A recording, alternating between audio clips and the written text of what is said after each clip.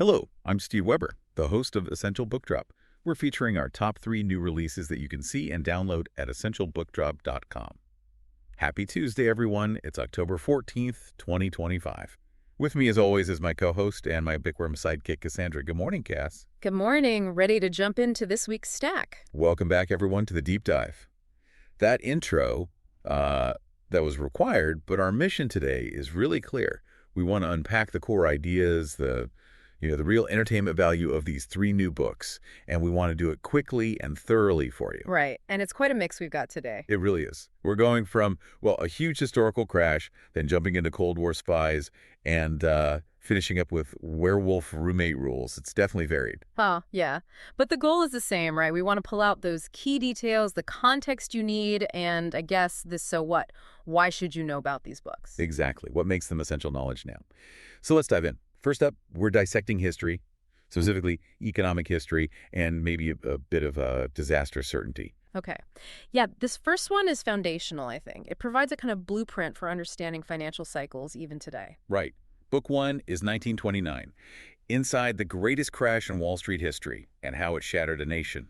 The author is Andrew Ross Sorkin, and the genre, as we said, economic history. And Sorkin, people probably know him from Too Big to Fail, right? He turned the 2008 crisis into this gripping narrative. He did. And the buzz around this one is similar. Walter Isaacson called it mesmerizing. But what's key here, I think, is the new material. Yeah, that's what caught my eye, too. It's not just rehashing the old story. The sources say he got unparalleled access to historical records and newly uncovered documents. Exactly. So it's supposed to take you inside the chaos, inside the decision-making, or lack thereof. Isaacson's mesmerizing comment feels less about just the economic data and more about that human drama Sorkin finds. Well, and that's Sorkin's strength, isn't it? He focuses on the larger-than-life characters, as the reviews put it. The bankers, the speculators, the politicians, all caught up in this mix of huge ambition and, frankly, a kind of collective blindness. Okay, let's dig into that blindness, the naiveté. Right. Some might say, okay, is it just character drama, or does he really show the systemic failures? What's the evidence in the book for that?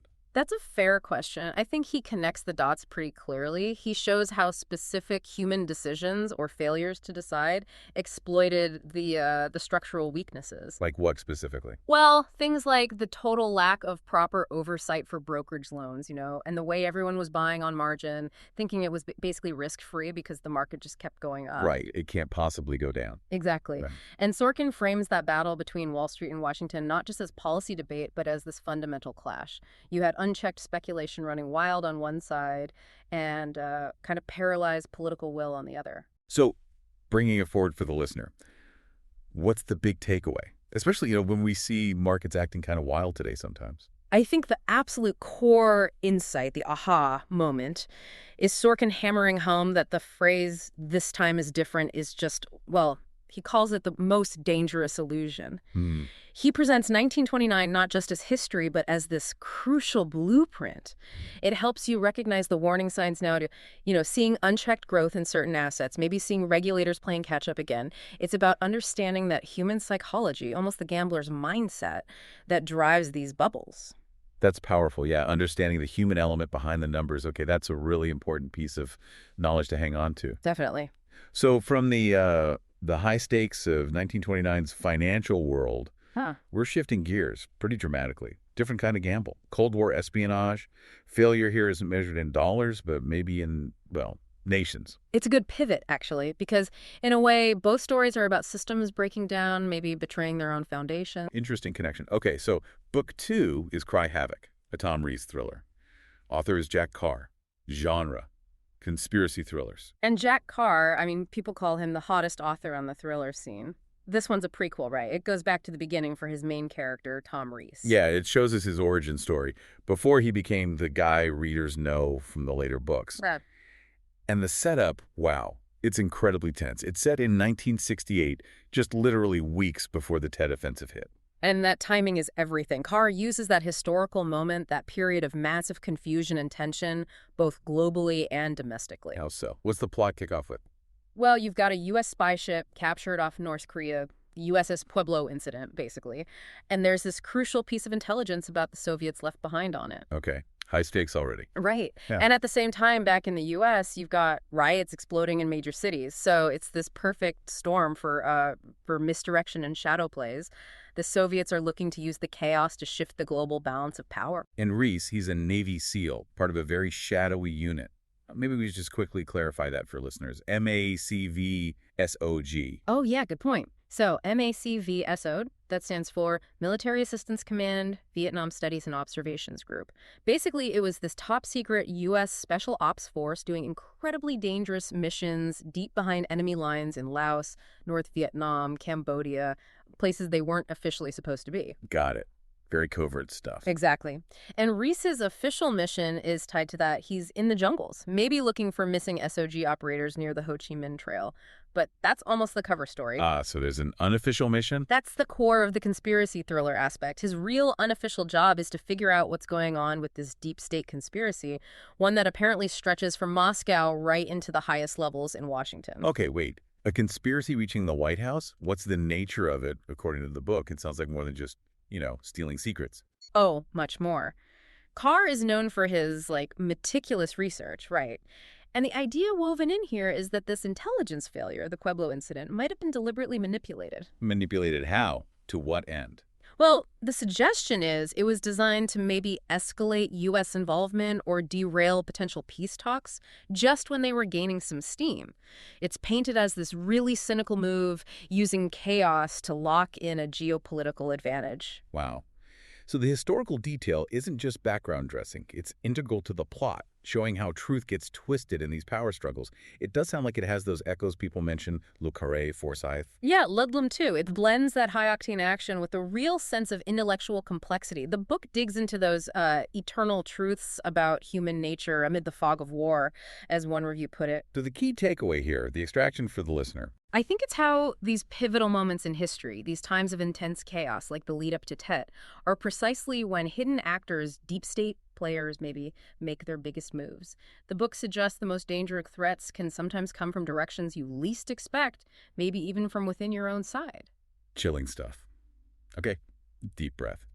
From 1929 financial ruin and Cold War betrayals. Yeah.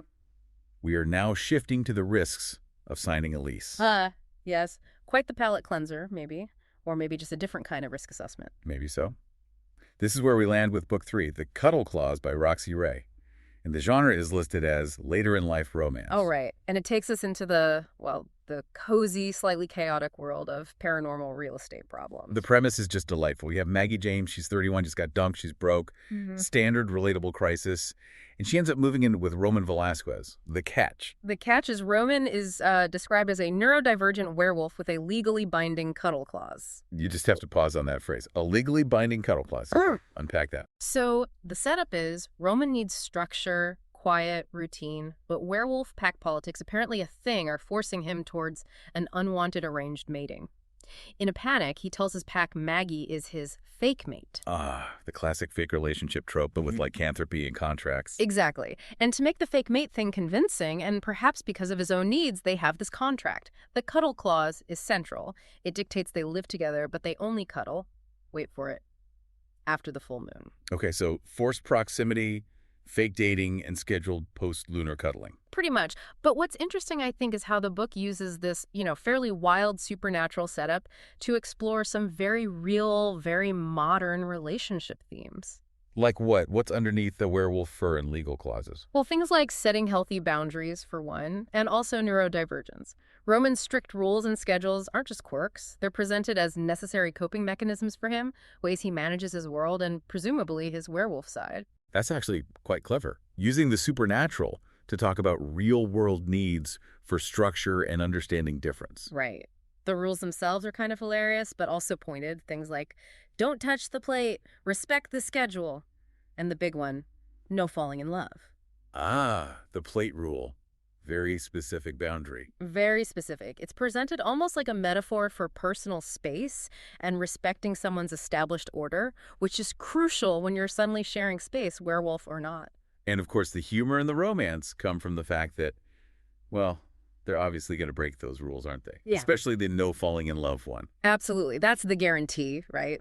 For readers who love that sweet, quirky, enemies to lovers kind of vibe, you know they're doomed from the start. In the best way, it delivers that emotional payoff. It kind of highlights that underlying theme again, doesn't it? Whether it's Wall Street regulations, Cold War treaties, or uh, werewolf roommate agreements, Yeah. maybe no contract can ever fully contain human emotion or human nature. That's a brilliant connection, actually. Yeah.